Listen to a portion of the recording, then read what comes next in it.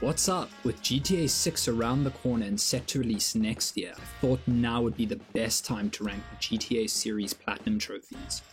Now, before we start, here are the ground rules. This list is based on a combination of my own experience and research done online, predominantly from PSN profiles. All difficulty ratings and completion times are taken from PSN profiles, so if you have any beef with the numbers, then please take it up with them. Well, with that out the way, let's get straight into it. Starting with number... Oh shit, here we go again.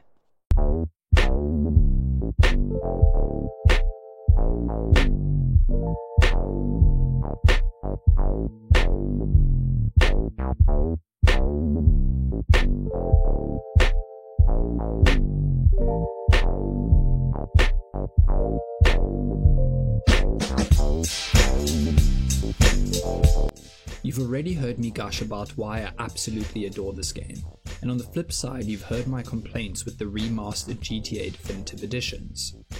So with no time to waste, let's jump straight into the trophies. The same as the PS2 Classic, the Definitive Edition voids all trophies when using the original cheats, so please be careful not to input any when using your trophy hunting save file. What truly separates this game's trophy list from that of the PS2 Classic is that for the Platinum here you are required to 100% San Andreas, a feat that has you going above and beyond all the trophy requirements of the PS2 Classic.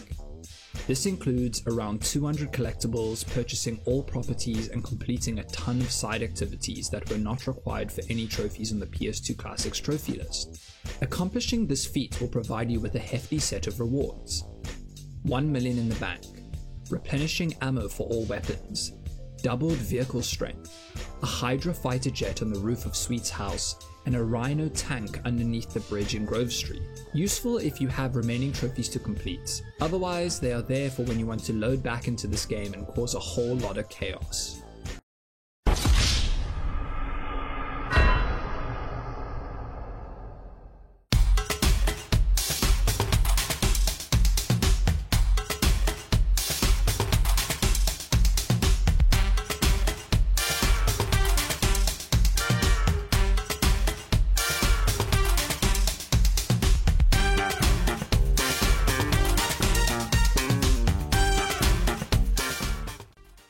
My opinions about Vice City are largely the same when comparing the Definitive Edition and the PS2 Classic.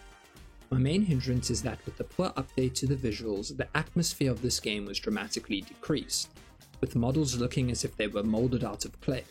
I feel that Vice City takes the most noticeable hit in regards to all the positives that are mentioned during the PS2 Classic segment. With my complaints out the way, let's have a look at the trophy list. Mostly the same as the PS2 Classic, except for two principal factors that change the way that you'll have to approach this game. That being that players cannot use the original PS2 cheats, and that with the Definitive Edition they added missable trophies that were not part of the PS2 Classic trophy list. It is easy enough to obtain these missable trophies, however if you are not on top of them from the beginning, you may have to replay large segments of this game, which, let's be honest, nobody likes that. Take the Cannoli also returns, but with a dramatic reduction to the total points needed, going from a criminal score of 1 million down to 100,000. The lack of cheats and the addition of missable trophies may make one think that this is a more difficult trophy list than its PS2 Classic counterpart. But the fact that Take the Cannoli has been so dramatically reduced nudges this game a little lower down the pecking order. And you'll see the full might of the PS2 Classic version of Take the Cannoli later on in this list. This is Weasel News.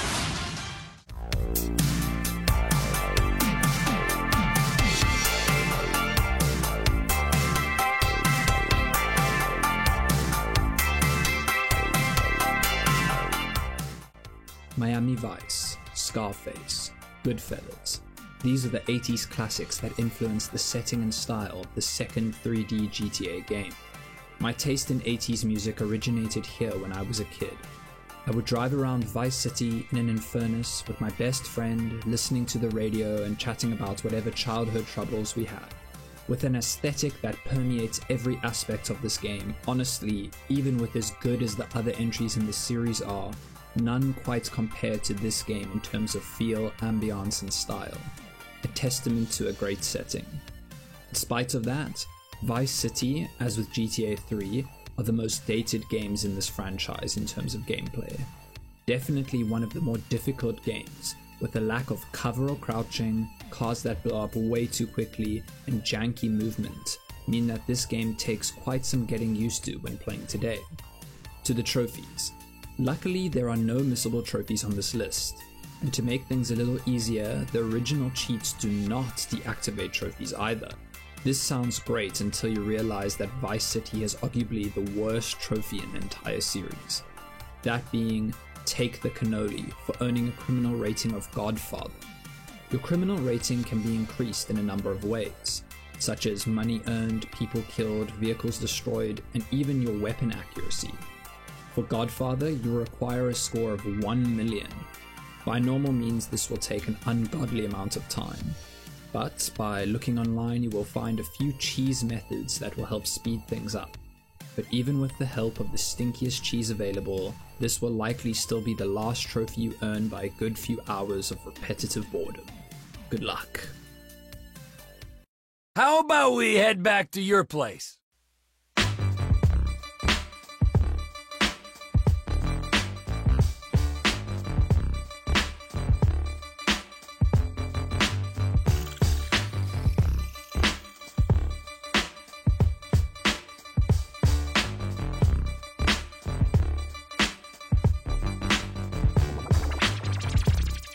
One of my absolute favorite games on the PlayStation 2.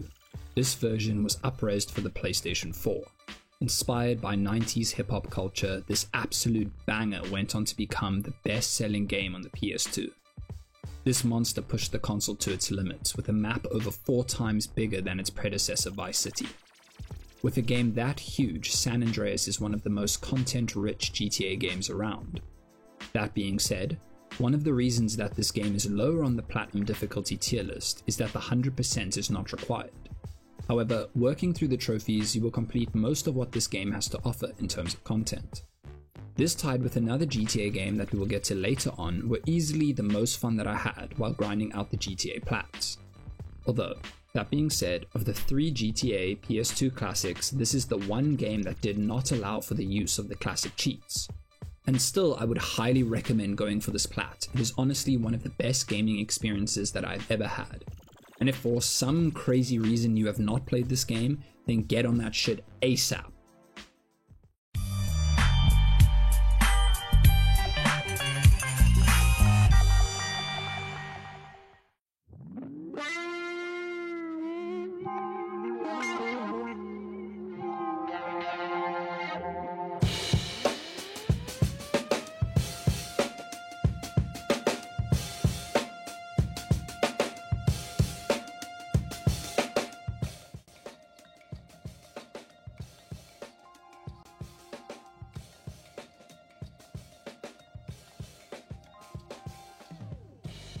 As there are 2 versions of GTA 3, you may be asking, what makes this one more difficult than the other? Well, my good friend, that would be down to 2 facts. Firstly, you cannot use any cheats that were available in the PS2 original version. And secondly, due to there being a few new trophies that were added which happen to be missable. The missable trophies themselves are not particularly challenging. However, if you are not using a guide, it could be easy enough to miss one or many of these nasty little boys hiding in plain sight. Bastards. Other than that, GTA 3 Definitive Edition's Platinum is not too dissimilar from the PS2 original. Story missions, side activities, and about 20 to 25 hours of overall grinding for this Platinum. My personal recommendation to you would be to play the PS2 originals on PS4 or PS5, if you have access to those. But with the Definitive Editions having replaced the PS2 versions on the PlayStation Store, it is almost impossible to find these without having already purchased them some years ago. If that is not an option, I would suggest playing it on an OG PS2 or on emulation. Unless you desperately want the trophies, then unfortunately this will be your only option. Disclaimer, and going forward, you can assume that this will be my opinion for all the Definitive Edition GTA titles going forward. I've actually not played these titles myself. I've played the original PS2 versions on PS4. However, after doing much research, I have come to the conclusions that you see in this video. Although, in some good news, and from my hours of scouring online, it seems that these games are in much better shape now than they were when they launched.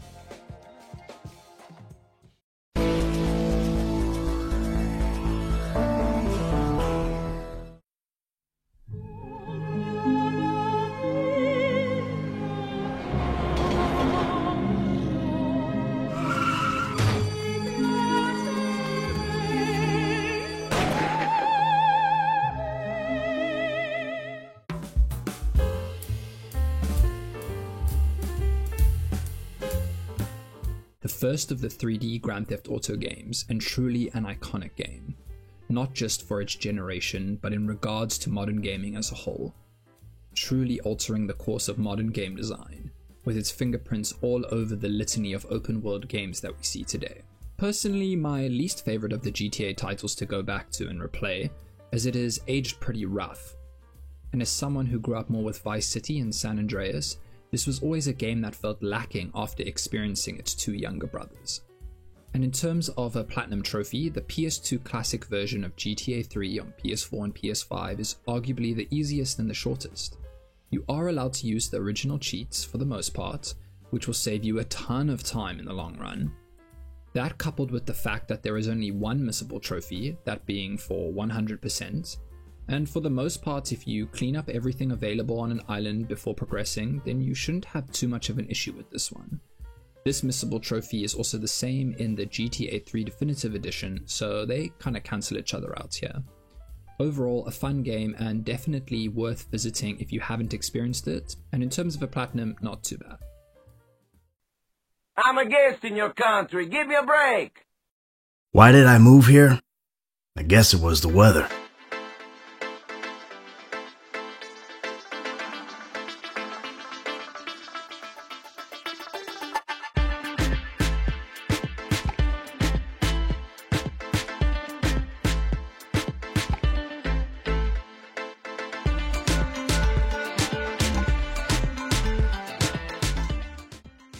I debated with myself whether to add this particular version of GTA 5 onto the list.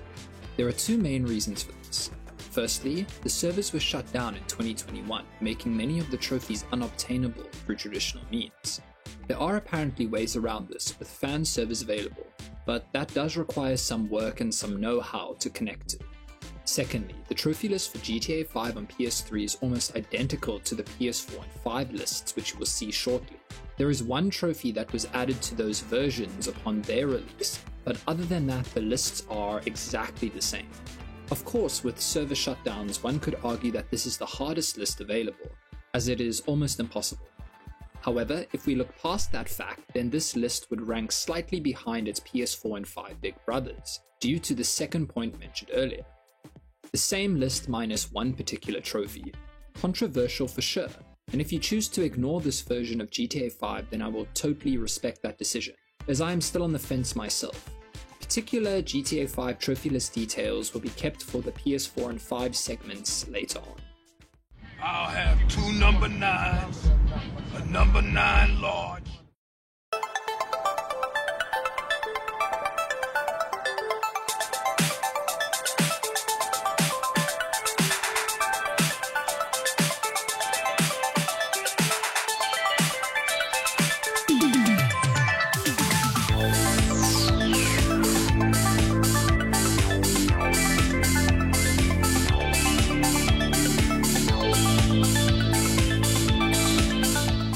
The big boy.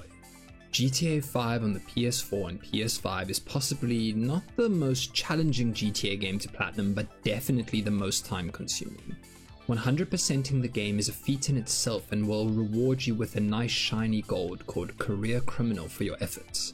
However, in past GTA games, 100% is usually the last and most time consuming trophy on the list. With GTA 5, it is only the beginning.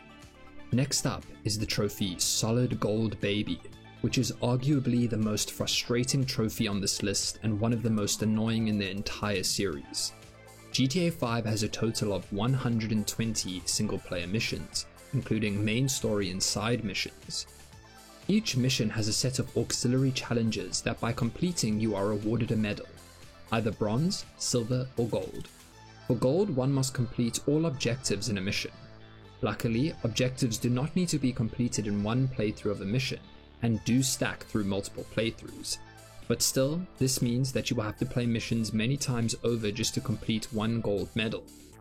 And for this trophy, you need to achieve 70 gold medals across those 120 missions. Mentioned during the PS3 GTA 5 segment was the fact that there was one new additional trophy added to the PS4 and 5 versions of this game. That being the trophy, A New Perspective, for playing 15 hours in the new first-person mode. These extra 15 hours mean that this version of GTA 5 just beats out the PS3 version. Other than these two trophies, the single-player grind is pretty straightforward, unfortunately so, since next up is the multiplayer grind. One of only 2 GTA games to have online, and quite honestly many people love the online, and will automatically unlock the bulk of the online trophies quite naturally, although with reaching level 100 being the biggest grind of all the online trophies. If you do not pop this through regular play, then you will be grinding out the same few high XP modes for tens of hours on end, possibly even over 100 hours just to get this one trophy.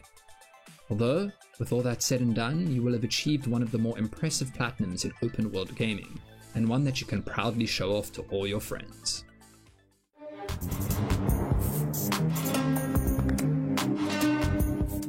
Killed people, smuggled people, sold people. Perhaps here, things will be different.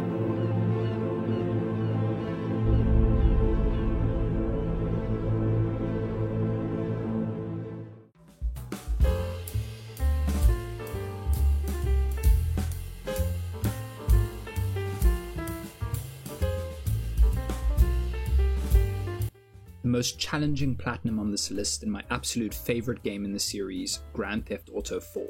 This grimy and gritty take on Liberty City is more intimate than the maps found in the other games, which feature larger open spaces and at times more variety in their structure. Yet even with that being said, the attention to detail is bursting at the seams of this entry. A narrative so strong that it rivals most video games around today, barring the Red Dead series, is arguably Rockstar's most powerful narrative to date, with plot points and especially characters inspired by the 2001 war film Behind Enemy Lines. On top of all of this, the only GTA game to receive substantial single-player expansions in the shape of The Lost and the Damned DLC, covering the Lost Outlaw Motorcycle Club, my personal highlight being The Ballad of Gay Tony, which covers the exploits of a nightclub owner Tony and his bodyguard Louise. What really makes these expansions special is the way that the narratives interweave flawlessly with the main game's story.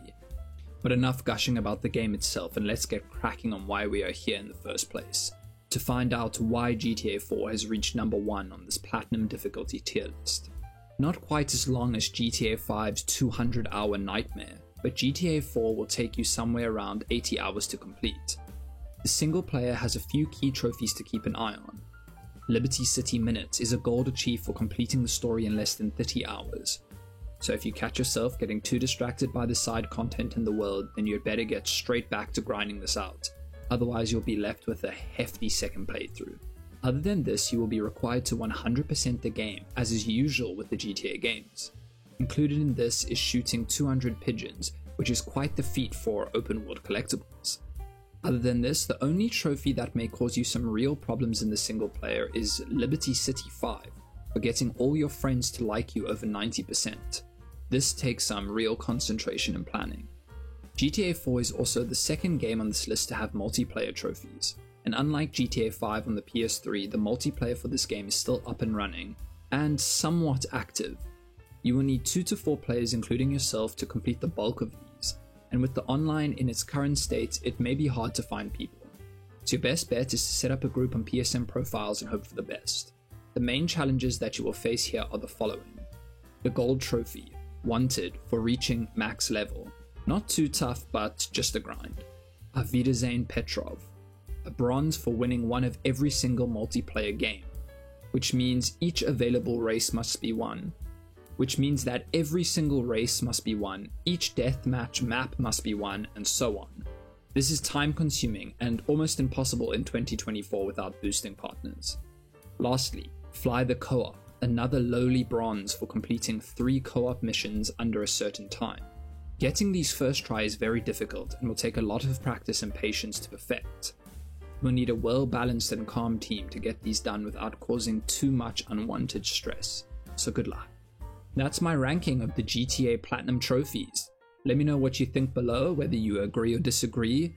And if you have platinumed any of all of these trophies, then yeah, again, let me know in the comments down below. Don't forget to like, subscribe, and be sure to keep an eye out for my streams on YouTube where I platinum a multitude of games. It's always nice when someone stops by to say hi. Peace.